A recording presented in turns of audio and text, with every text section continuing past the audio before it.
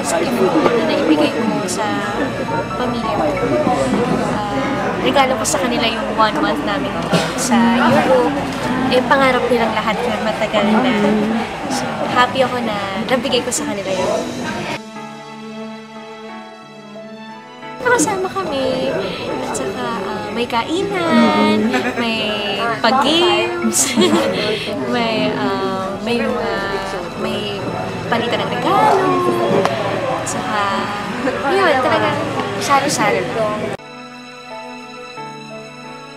Yung Christmas wish ko, ibibigay ko na lang sa pamilya at saka sa mga fans ko. Sana matupad din mga pangarap nila at maging masaya sila ngayong Pasko at kasama nila yung mga mahal nila sa buhay. Mga kapuso, maligayang Pasko po sa inyong lahat. Sana po masaya po tayo ngayong Pasko at kasama po natin ang ating mga mahal sa buhay. Maraming salamat po sa suporta niyo sa akin at sa prinsesa ng buhay.